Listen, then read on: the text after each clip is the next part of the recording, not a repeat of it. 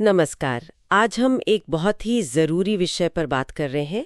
अधिवक्ता अभिषेक जाट का एक लेख है, घरेलू हिंसा, कानून, न्याय और महिला सुरक्षा।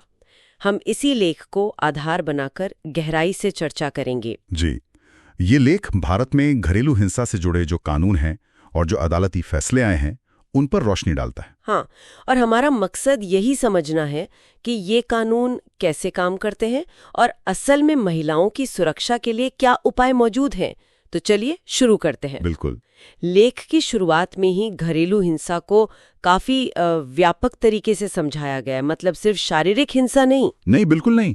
इसमें मानसिक, आर्थिक, यौन, यहाँ तक कि जुबानी तौर पर परेशान करना भी शामिल है। ये बहुत साफ किया गया है। और जो सबसे मुख्य कानून है वो है घरेलू हिंसा से महिलाओं का संरक्षण अधिनियम 2005 यानी PWDVA। हाँ जी, PWDVA बहुत अहम है। इसकी खास बात यह है कि ये सिर्फ सजा पर नहीं बल्कि फौरन राहत दिलाने पर जोर देता है। फौरन राहत जैसे धारा 17 के तहत साझा घर में रहने का अधिकार, मतलब महिला उसी घर में रह सकती है जहां वो हिंसा का शिकार हुई, भले ही वो घर उसके नाम ना हो। अच्छा, ये तो बहुत जरूरी है। बहुत। फिर धारा 18 में प्रोटेक्शन ऑर्डर है, हिंसा करने वाले को दूर रखने के लिए।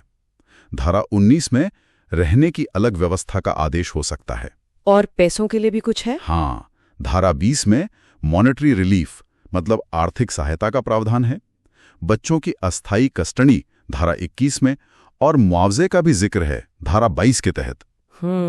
मतलब काफी सारे अधिकार हैं इसमें। जी, मकसद यही है कि पीड़ित को तुरंत सहारा मिले।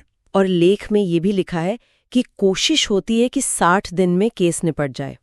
ये कितना प्रैक्टिकल है वो अलग बात है, पर लक्ष्य तो है। हाँ, लक्ष्य तो यही रखा गया।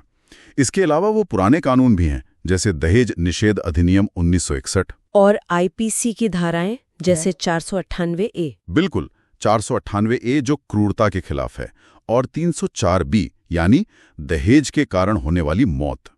ये भी बहुत महत्वपूर्ण है। सही। और भी हैं आईपीसी में, जैसे धारा 354 छेड़छाड़ या लज्जा भंग करना, 376 बलात्कार के लिए है, 306 आत्महत्या के लिए उकसाना, यहाँ तक कि 313 और 314 भी जो बिना सहमति गर्भपात कराने से जुड़े हैं। बाप रे, मतलब कानूनों का एक पूरा जाल है। हाँ, एक तरह से कानूनी सुरक्षा कवच बनाने की कोशिश की गई है। अच्छा, अब आते हैं अदालती फैसलों पर। लेख में कुछ केस बताए गए हैं, जैसे ललिता टोपो बनाम झारखंड राज्य 2018। इसमें क्या था? ये बहुत अहम था। सुप्रीम कोर्ट ने इसमें कहा कि PWDVA का फायदा सिर्फ शादीशुदा महिलाओं को नहीं बल्कि लिव इन रिलेशनशिप में रहने वाली पार्टनर्स को भी मिलना चाहिए। ओह अच्छा, मतलब कानून का दायरा बढ़ाया गया। जी, समाज की बदलती सच्चाइयों को ध्यान में रखते हुए।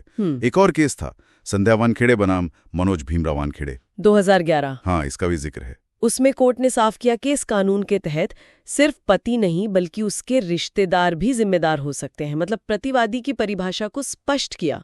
और निर्भया केस 2012 का, उसके बाद तो काफी बदलाव आए हैं ना? हाँ, उसके बाद तो कानूनों में बड़े पैमाने पर संशोधन हुए। क्रिमिनल लॉ अमेंडमेंट एक्ट 2013 आया, बलात्कार की परिभाषा बदली, सजा बढ़ाई गई। लेख में हाल के सुधारों का भी जिक्र है, जैसे भारतीय न्याय संहिता 2023। उसमें कुछ नया है महिलाओं के लिए। हाँ, BNS में भी महिलाओं के खिलाफ अपराधों पर मतलब एक तरह से नए सिरे से ध्यान दिया गया है, खासकर जो नए तरह के अपराध हैं जैसे डिजिटल स्टॉकिंग मतलब ऑनलाइन पीछा करना। जी, और एसिड अटैक जैसे मामलों पर भी फोकस है। तो ये दिखाता है कि कानून वक्त के साथ बदलने की, अपडेट होने की कोशिश कर रहा है। ठीक है, अब मान लीजिए किसी को शिकायत करनी है, तो प्रक्रिया क्या है? लेख क्या कहता है? प्रक्रिया सीधी है। पीड़ित महिला पुलिस के पास जा सकती है या सीधे मजिस्ट्रेट के पास, या फिर प्रोटेक्शन ऑफिसर होते हैं उनसे संपर्क कर सकती है। Protection officer? हाँ, ये खास तौर पर इसी काम के लिए नियुक्त होते हैं। शिकायत मिलने पर एक डोमेस्टिक इंसिडेंट रिपोर्ट यानी DIR तैयार की जाती है। अच्छा, DIR, इसमें क्या होता है? इसमें घटना का पूरा ब्यौरा होता है, किसने क्या किया, कब हुआ, गवाह कौन है, ये सब। इसी रिपोर्ट के आधार पर फिर अदालत अंतरिम आदेश दे सकती है या बाद में स्थायी आदेश, जैसे कि प्रोटेक्शन ऑर्डर या खर्चे का आदेश। हाँ बिल्कुल, सुरक्षा देना, घर में रहने देना या आर्थिक मदद देना, ये सब आदेश हो सकते हैं। तो कुल मिलाकर अगर हम देखें, अधिवक्ता अभिषेक जाट का लेख यही बताता है कि भारत में घरेलू हिंसा से लड़ने के लिए एक मजबूत कानूनी ढांचा तो मौजूद है। PWDVA है, आईपीसी है, अदालतों के फैसले हैं। निश्चित रूप से ढांचा तो है। लेख का निचोड़ भी यही निकलता है कि प्रावधान तो हैं, लेकिन उनका पूरा फायदा तभी मिलेगा जब महिलाएं अपने अधिकारों के बारे में जानें। सही बात है, जागरूकता बहुत जरूरी है। हाँ, और जरूरत पड़ने पर समय पर मदद मांगे, हिचकिचाए नहीं। लेकिन यहाँ एक सवाल फिर भी रह जाता है।